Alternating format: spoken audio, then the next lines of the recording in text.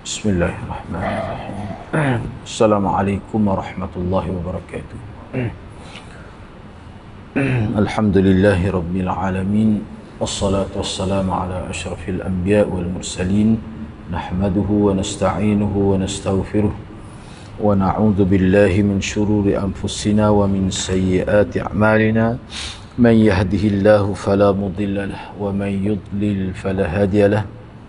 Rabbi shrah li sadri wa yassir li amri wahlul 'uqdatam min lisani yafqahu qawli. Amma ba'd.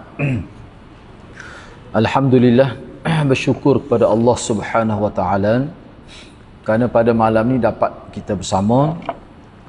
Insya-Allah pada malam ni saya akan sambung perbincangan berkenaan dengan siwak lagi. Iaitu hadis yang ketujuh sebagai sambungan ya.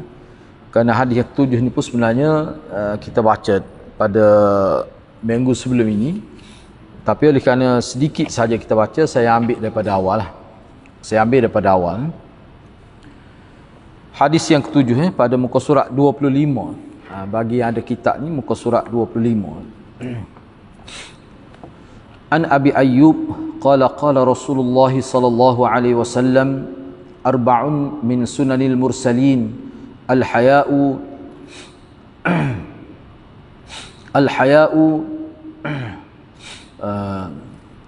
wa yurwa al-khitanu wat-ta'attur was-siwak wan-nikah.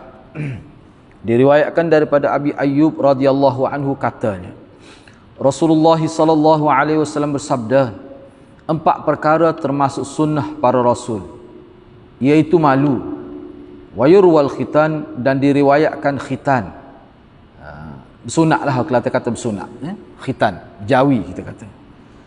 Wat ta'attur, dan mengenakan wangian. Jadi menggunakan minyak wangi kita kata, ataupun wangian. Wasiwak, dan gosok gigi. Wan nikah, dan nikah ataupun berkahwin. Ini hadis yang ketujuh kan?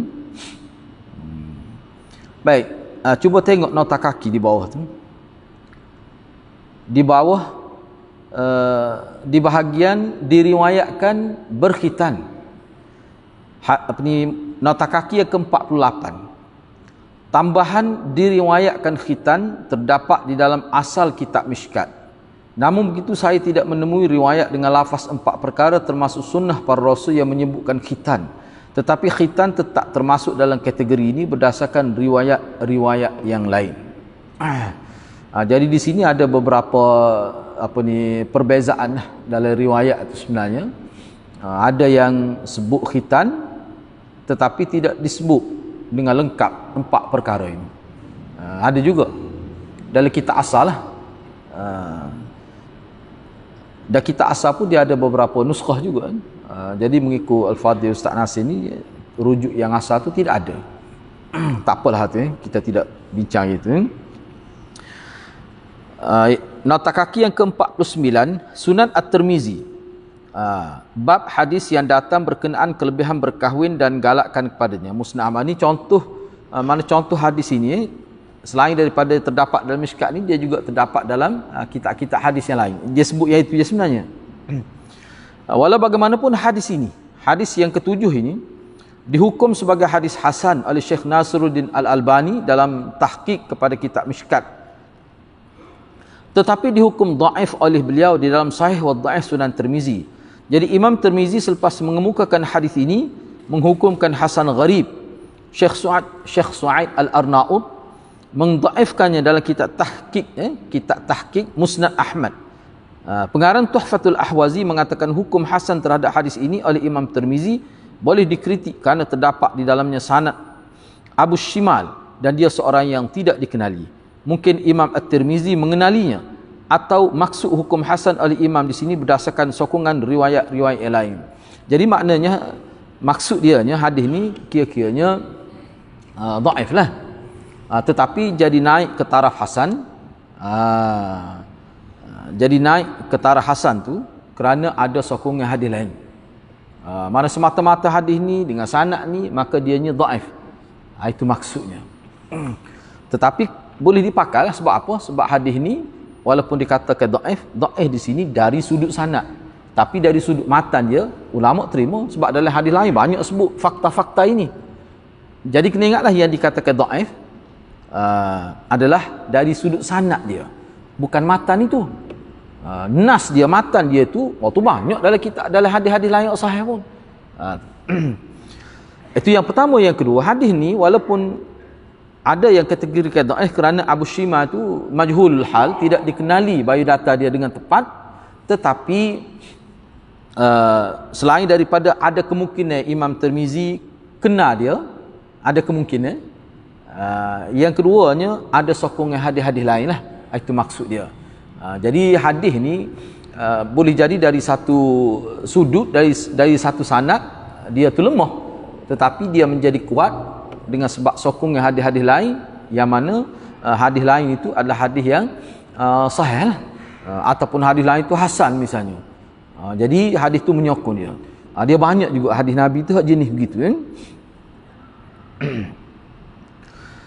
Baik. Jadi dalam kitab, dalam hadis ini disebut beberapa perkara lah, 4 perkara di sini antara sunnah para rasul, iaitu mana berkhitan, mengenakan wangian, gosok gigi dan berkahwin. Baik, cuba tengok muka surat sebelah itu. Maksud sunnah para rasul di sini. Jadi dalam hadis ni sebut, sebab sebelum ni dia ada sebut fitrah. Dia ada sebut fitrah. Sebelum ni ada sebut mana gosok gigi termasuk dalam fitrah. Tapi dalam hadis ni sebut sebab gosok gigi pada sebut juga dalam hadis ini. Tetapi tidak disebut fitrah, disebut sunnah. Disebut sunnah. Jadi apakah yang dimaksudkan antara sunnah para rasul, kemudian disebutkan 4 perkara ni? Jadi apa maksud sunnah di situ? Maksud sunnah para rasul di sini ialah jalan yang menjadi kehidupan mereka lah. Jadi para rasul ni antara kehidupan mereka dalam bab kebersihan ni adalah gosok gigi. Biasa tu, itu menjadi tabiat para rasul. Rasul yang adalah dari kalangan manusia sahaja. Maksud rasul sini rasul kalangan manusia, sebab istilah kalimah rasul ni digunakan juga untuk malaikat yang menjadi utusan Allah itu. Disebut juga rasul. Tapi rasul yang dimaksudkan dalam hadis ini adalah rasul dari kalangan insan, manusia. Bilangan mereka pula bukan secara keseluruhan tetapi kebanyakan rasul, kerana Nabi Nuh AS tidak berkhitan. Kalau mengikut riwayat, Nabi Nuh tidak berkhitan, dan Nabi Isa tidak berkahwin. Tiba-tiba kata sunnah para rasul, sedangkan Nabi Nuh tidak berkahwin. Nabi Nuh tidak berkhitan, Nabi Isa tidak berkahwin. Dia kira ni kebanyakan. Kalau ada 1-2 kes yang tidak itu tidak dikira lah kebanyakan. Baik, 4 ciri yang disebutkan dalam hadis ini ialah pertama, malu. Malu yang dikendaki oleh hadis ini ialah malu dari sudut pandangan agama. Ia merakumi perbuatan seperti menutup aurat, mengelakkan diri dari perkara-perkara yang boleh merosakkan maruah dan dicela oleh syarak seperti perbuatan maksiat dan perkara-perkara yang keji. Malu yang dimaksudkan di sini bukan dari sudut cita rasa manusia semata-mata, kerana ianya berbeza di antara mereka. Kerana itu pandangan agama menjadi keutamaan dalam persoalan ini. Jadi malu yang dimaksudkan di sini sebab dia gini, dalam hadis lain disebut malu di mana sifat yang sudah sedia ada dalam diri manusia. Orang yang tidak beragama pun dia ada perasaan malu. Bahkan mana-mana orang yang tidak beragama Islam, bahkan mereka beragama dengan agama lain pun, sifat malu tu ada, kerana itu sifat manusia. Sifat manusia. Jadi bila disebut malu sebagai salah satu sunnah Rasul, tentunya malu ini lebih daripada hak sifat biasa tu. Lebih daripada malu hak menjadi sifat manusia biasa. Sebab itulah bukan dalam ni sajalah. Dalam kitab-kitab lain pun sebut malu yang dimaksudkan dalam hadis ini adalah malu yang berasaskan kepada kehendak syariat itu. Misalnya malu untuk menutup aurat. Itu tuntut agama tu. Mana untuk tutup aurat, dia malu mendedahkan aurat. Mana kalau dia buka aurat tu dia rasa malu. Jadi kalau tutup tu, dia tidak rasa malu. Hak tu sebenarnya bukan fitrah tu. Bukan fitrah.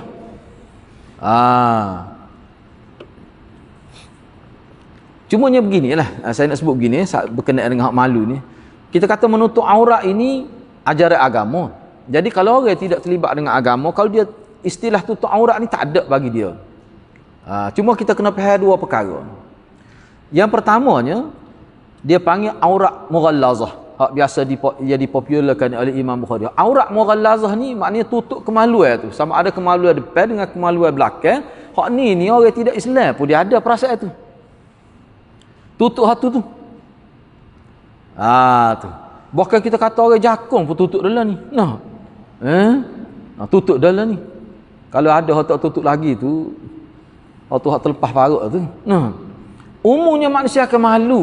Walaupun tidak berkait dengan agama pun dia ada perasaan semula je malu tu nak dedah aurat mughallazah. Hak kita kata kemaluan depan, kemaluan belakang tu.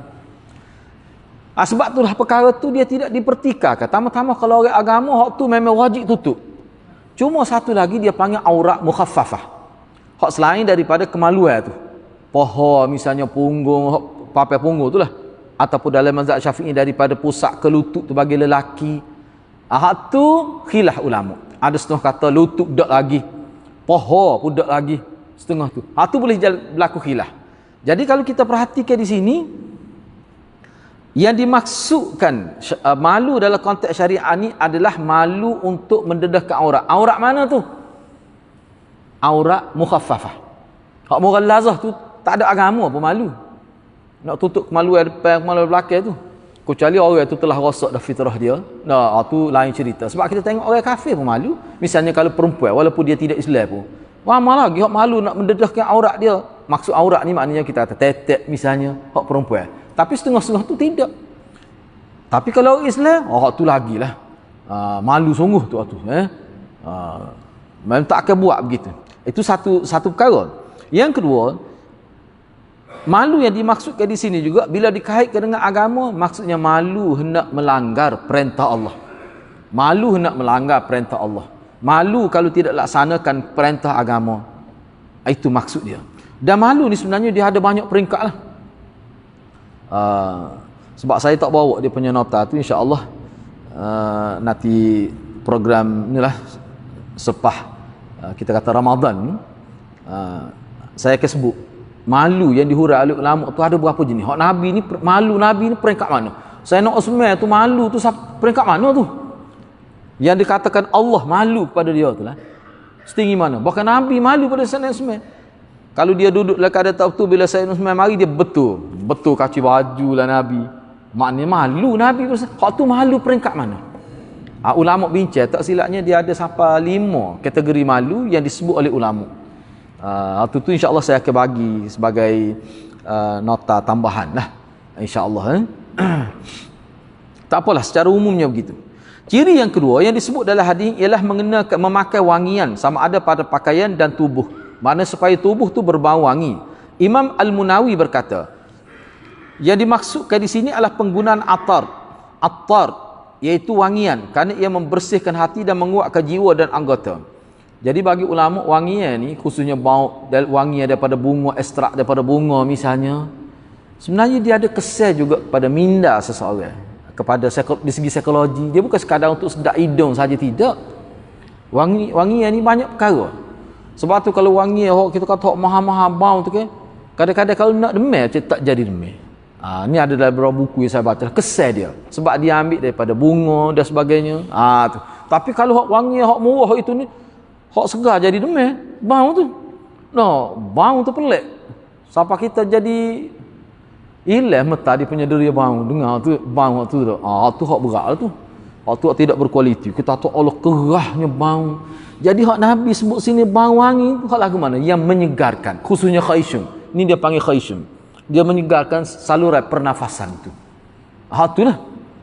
Tu kan. Lepas tu kalau kita pakai minyak wangi kononnya, tapi orang bau tu mari masjid jadi orang pun jadi kejut.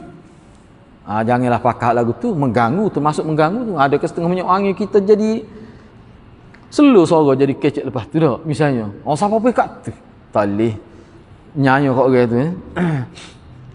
Contoh saya sendiri, memang adalah, tapi kita tak pakai. Apa sebab orang lain tak boleh bau tu. Kita beli pada Mekah, kalau kita hidup atau di bahasa segar, pakai sen ni segar.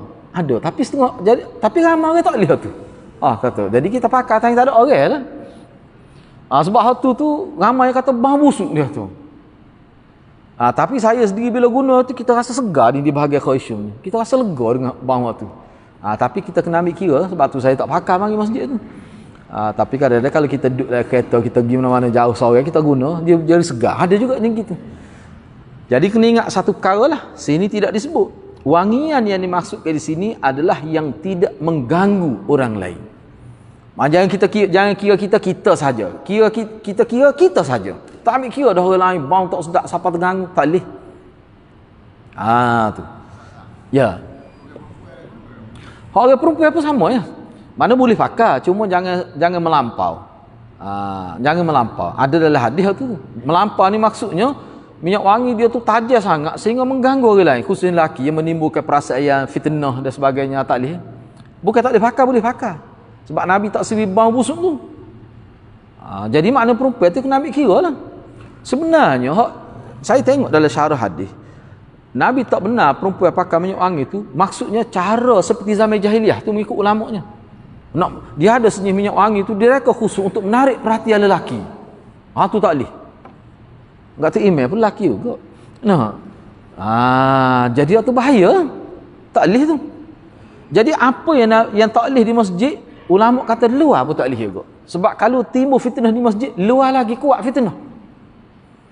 Orang kita ni dia kata tak, masjid tak boleh, luar tak apa. Padahal hak mari masjid ni hak juh-juh pun timbul fitnah, hak luar tak tahu. Sepatutnya kena faham begitu. Sebab hak di masjid ni lah kita nak bawa pergi keluar.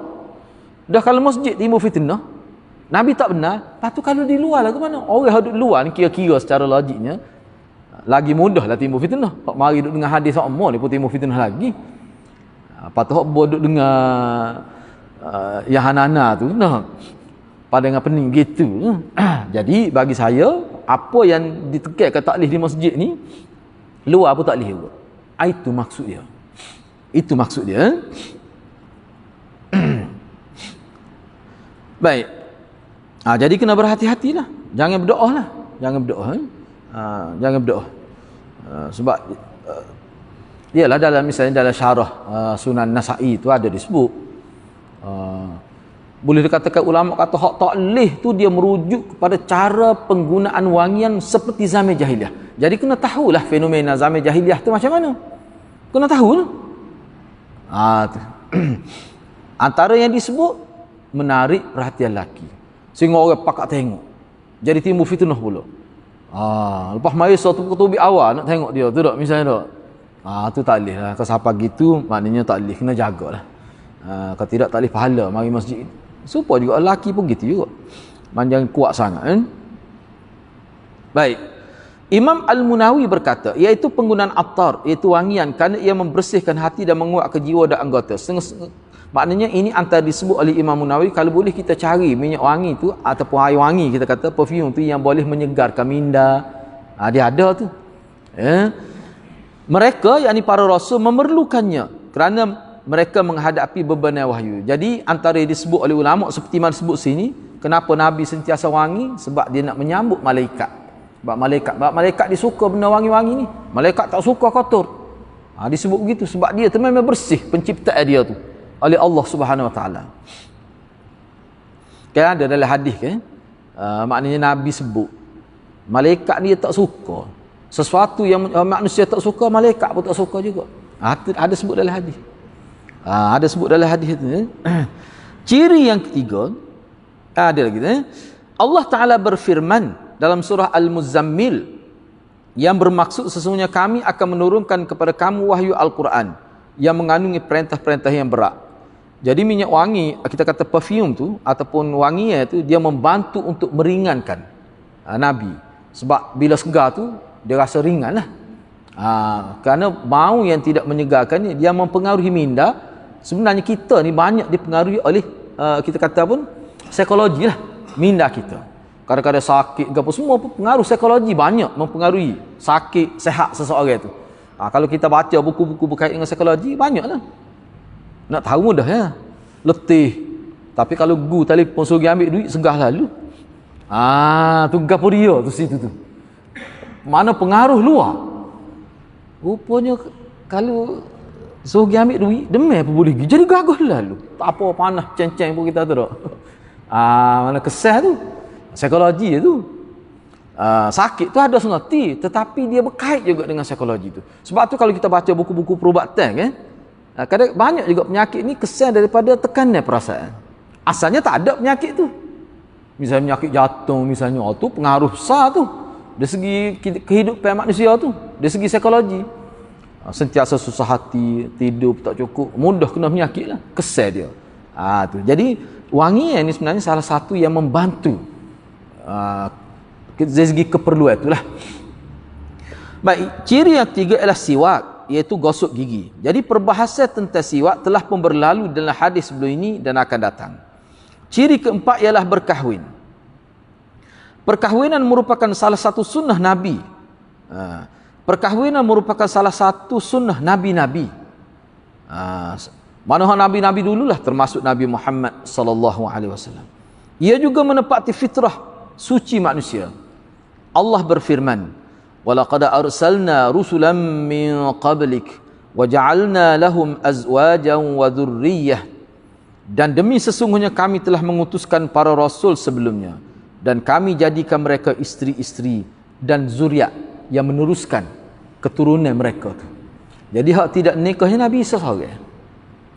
Nabi lain semua berkahwin.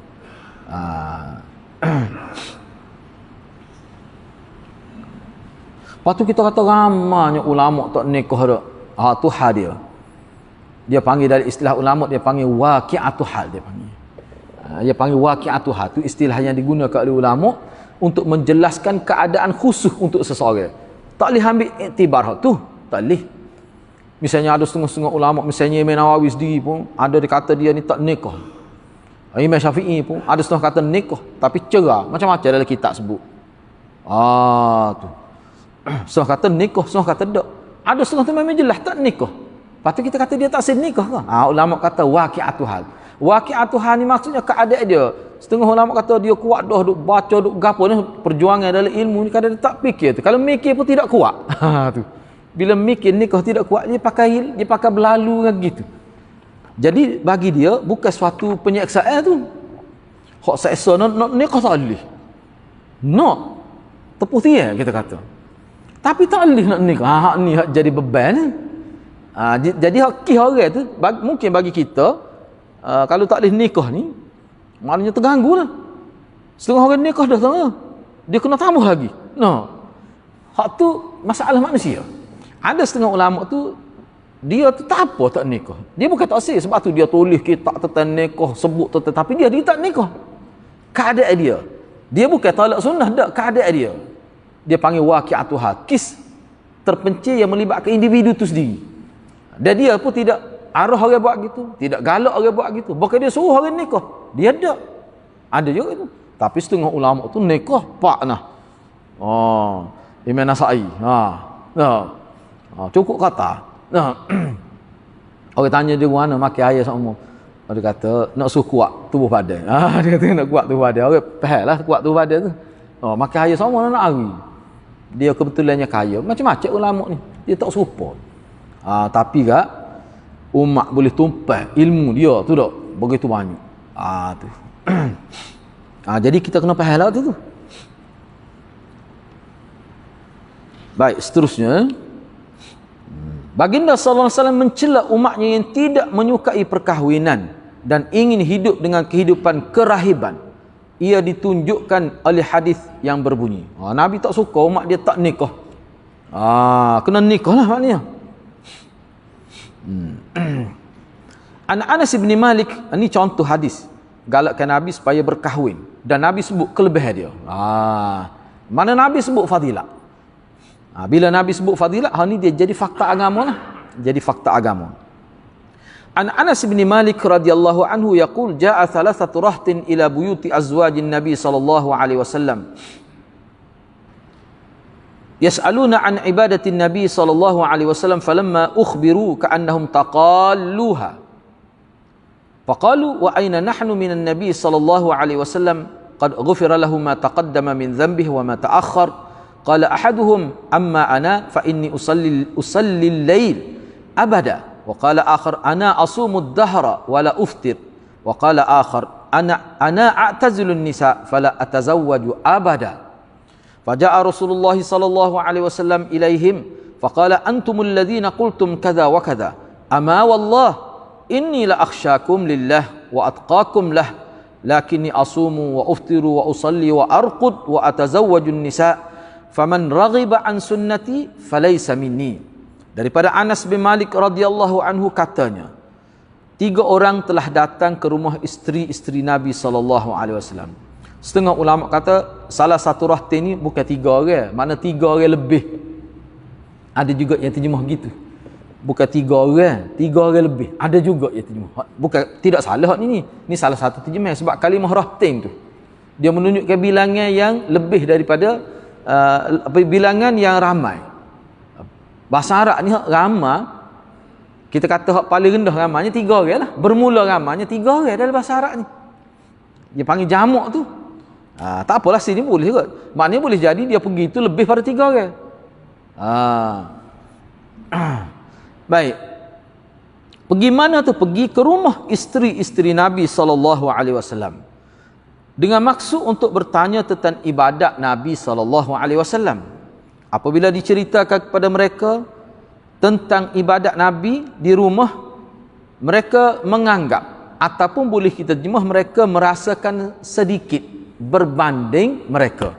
Itu maksud dia. Secemak tu kita kata, setara tu tak apa dah, Nabi moga dia maksum, dia tak buat dosa. Kita hak jenis dosa ni tak boleh buat sebanyak tu, kena buat lebih lagi. Perasaan dia tu bukan berdasar pada dalil tu. Anggap tu bukan kerana dalil tapi kerana perasaan. Tu. Maka mereka pun kata,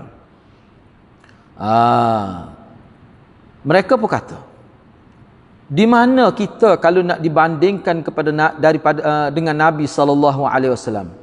Kerana Nabi ni kalau dia ada buat dosa pun kecil ke kita besar tu tak adalah dosa kecil pun. Hak kecil pun Allah ampun dah. Hak lah ni, hak dulu, hak lah ni akan datang. Tu saya terjemah mafhum mudah. Semua Allah ampun. Jadi kalau dia buat ibadat setara tu, tu kira banyak dah. Tu nisbah pada dia, moga dia tak ada dosa. Gak kita ni dosa banyak. Lepas tu pahala takut sikit, dah ada dosa banyak, pahala sikit pula. Misalnya. Daripada situlah maka dia buat keputusan kita ni kena buat lebih daripada Nabi. Kalau tanya kita kata molek lagi tu. Dia nak semaya, bukan nak curi. Dia kata mana dia nak baca Quran? Dia nak berqiyamul lah, siapa tidak? Apa tak molek? Boleh jadi kita kata gitu berdasarkan perasaan kita. Dia nak puasa tu bukan tak boleh puasa, dia nak puasa, cuma lebih banyak daripada puasa Nabi. Hak berat lagi tak boleh nikah.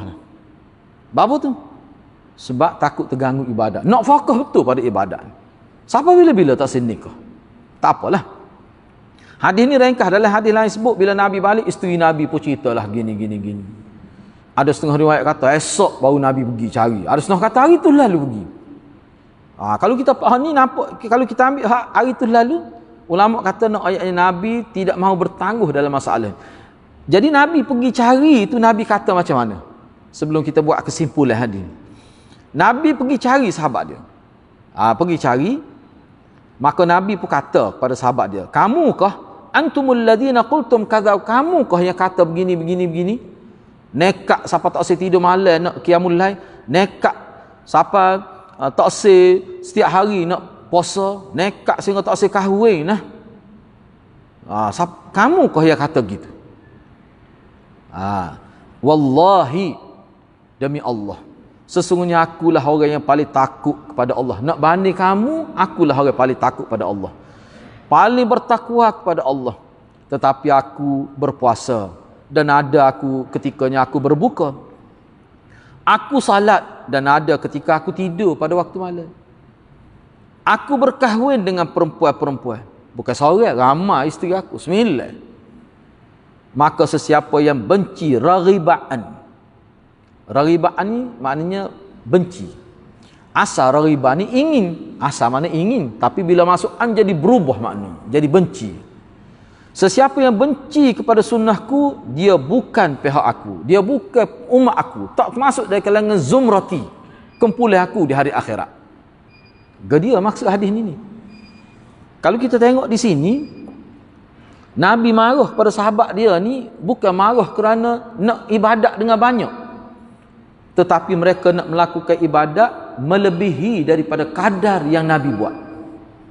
Dalam hadis lain Nabi kata halakal mutanatti'un, binasalah orang yang melampau dalam ibadat. Mana buat lebih daripada Nabi buat. Sebab Nabi kata aku orang paling takut tu hak aku buat secemok tu hak tu terbaik tu. Berdasar pada wahyu. Hak kamu nak buat lebih tadi berdasar pada nafsu semata-mata. Jadi Nabi tak benar. Padahal kita kata dia nak semaya, apa apanya? Dia nak puasa, apa apanya? Tak boleh. Sebab agama ni dia bukan ikut kita rasa molek. Tapi agama ni dia ikut Nabi buat macam mana. Dia panggil kaifiat. Sebab tu kena ingat hadirat. Dalam bab ibadat, dalam bab kita ikut Nabi ni, dia kena tahu asas dua perkara. Pertama sekali kita kena tahu hukum tu sabit ke tidak. Hak niat tu kita tak boleh bincang. Tu perkara yang asas. Berkenaan dengan ibadat kita kena tahu hukum dia tu ada ke sabit ke tidak, tu sah. Yang kedua, bila kita tahu ada, kena tahu pula lagu mana Nabi buat. Dia panggil kaifiat itu. Sabit tu sekara, kaifiat lagu mana. Baca Quran tu sabit. Tapi Nabi buat lagu mana. Mudah ya kalau kita ambil contoh gini, mudah nak faham. Puasa, tu rukun nah. Lepas tu apa Nabi kata ramai orang puasa tapi tak boleh gapo, boleh lapar ada dahaga. Boleh lapar ada dahaga. Tu ya dia boleh dengan puasa. Apa jadi gitu? Sebab dia tidak ikut cara puasa Nabi. Jadi maknanya kalau kita nak ambil kira hadis tu dah hadis lain, seseorang yang beribadat tapi cara ibadat dia ikut versi dia sendiri, dia ikut cara dia sendiri, dia ikut nafsu dia, tak ikut betul cara Nabi, kaifiat Nabi buat, disiplin yang Nabi tunjuk dalam sesuatu ibadat, dia akan saja tu. Tak boleh apa-apa. Walaupun benda tu sabit, kita kena tahu. Kena tahu. Kalau tidak bahaya, kena tahu. Bahaya hanya kena beringat sikit. Sebab ibadat ni dalam Quran pada sebut kul hal nunabbiukum bil akhsarina a'mala. Alladzina dhalla sa'yuhum fil hayatid dunya wa hum yahsabuna annahum yuhsinuna sun'a. Itu dalam ayat tu. Nabi kata, nakkah kalau aku cerita pada kamu orang yang rugi dalam amalan? Bukan rugi tak beramal tapi rugi. Yang mana usaha mereka, hasil mereka, kerja mereka dunia tu dianggap sebagai sesat. Alladzina dhalla sa'yuhum fil hayatid dunya. Masa kehidupan. Jadi mereka ni jadi sesat lah. Dalam kehidupan jadi sesat. Sebab apa? Beramal tak kena cara. Ramai juga ahli-ahli tafsir kata ini puak-puak bid'ah. Puak bid'ah ni bukan tidak beramal, kuat beramal tapi cara tu tak kena. Dulu semasa mereka hidup, mereka merasakan alladzina hum yuhsinuna. Mereka lah orang yang buat baik. Mereka yakin gitu. Tiba-tiba tengok di hari akhirat kosong markah. Tak ada hak banyak tu. Bahkan dalam setengah hadis disebut banyak pahala dia sebesar bukit apa ni? Gunung Tihamah tu. Hak gunung Uhud tu hak buat dosa. Bukit Tihamah akhir sekali hilang di haba'an mansura disebut dalam tu. Jadi seperti debu-debu yang diterbangkan oleh angin. Apa tu? Kerana buat ibadat, tahu ibadat ni ada Nabi buat, tapi tak seikut cara pelaksanaan itu mengikut pelaksanaan Nabi sallallahu alaihi wasallam. Jadi kena jagalah kena jaga tu. Dan Nabi sallallahu alaihi wasallam melarang sahabat untuk hidup dengan kehidupan cara rahib, cara kependitaan. Siapa tak usah kahwin, memutuskan hidup dengan dunia, duduk bertapa, putus hubungan dengan masyarakat. Seperti mana rahib-rahib tu, siapa tak nikah misalnya tak kahwin, tu Nabi tak. Cuba kita tengok apa Nabi kata. Nabi kata ni an Sa'd bin Abi Waqqas qala radda Rasulullah sallallahu alaihi wasallam ala Uthman bin Maz'un at-tabattul walau adina lahu lakhtasina. Daripada Sa'ad bin Abi Waqqas radhiyallahu anhu katanya, Rasulullah sallallahu alaihi wasallam menolak keinginan Uthman bin Maz'un untuk tabattul. Tabattul di sini makna hidup dalam keadaan membujalah, tak mahu berkahwin. Nak hidup dengan cara rahib. Nak memutuskan hubungan dengan dunia ni sebab nak tumpu pada ibadat. Allah tak benar. Bahkan Nabi kata kalau diberikan keizinan kepadanya pasti kami akan melakukan kasih. Mana kalau diberi keizinan umat Nabi ni seperti mana berlaku kepada agama lain, pasti dia akan ejah supaya tak ada nafsu jadi. Dia kasihlah kita panggil. Mana dia buat sesuatu menyebabkan pada kemaluan dia lah. Ataupun dia makan ubat dia, menyebabkan jadi hilang selera pada pasangan dia. Taksir pada perempuan, taksir pada lelaki. Apa nak tumpu pada. Jadi lagu tu lah. Dan memang ada berlaku pun pada setengah-setengah agama lain. Kalau buat gitu. Al-Quran juga menegaskan perkara yang sama. Warahbaniyatan ibtada'uha ma katabnaha alaihim illa ibtigha'a ridwanillah fama ra'awha haqqa ri'ayatiha fa'atayna alladhina amanu minhum ajruhum wa kathirun minhum fasiqun. Perbuatan mereka beribadat secara rahbaniyah. Mereka lah saja yang mengada-ngadakan dan mereka yasa perkara itu. Kami tidak mewajibkannya atas mereka. Jadi mereka buat demikian kerana mencari redha Allah. Maksud tu molek. Dalam pada itu mereka tidak menjaga dan memelihara menurut yang sewajibnya. Oleh itu orang-orang yang beriman kepada Nabi Muhammad di antara mereka kami berikan pahala, dan sebaliknya ramai di antara mereka yang fasik, yakni derhaka kepada ajaran Nabi SAW.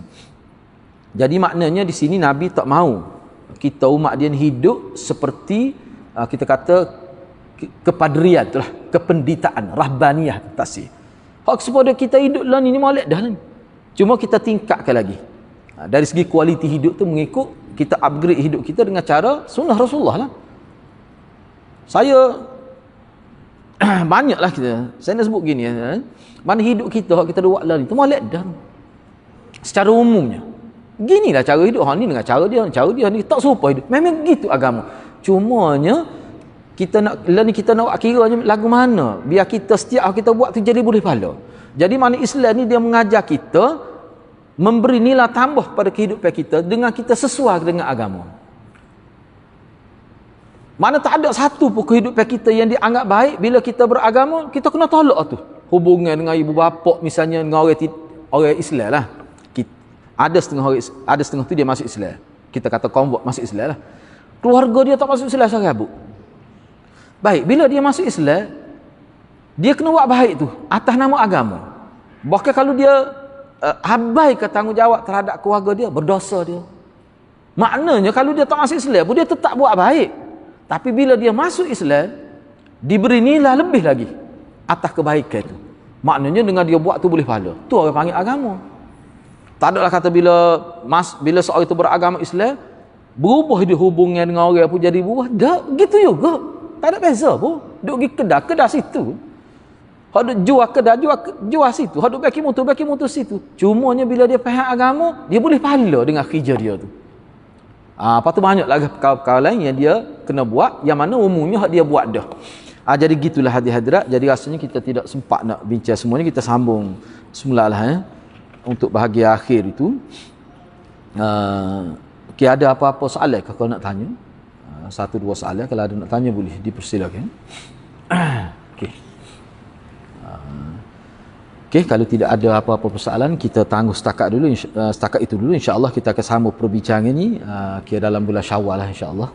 Mudah-mudahan Allah berkati kita semua. Aku qauli hadza wa astaghfirullahal azim li wa lakum. Wassalamualaikum warahmatullahi wabarakatuh.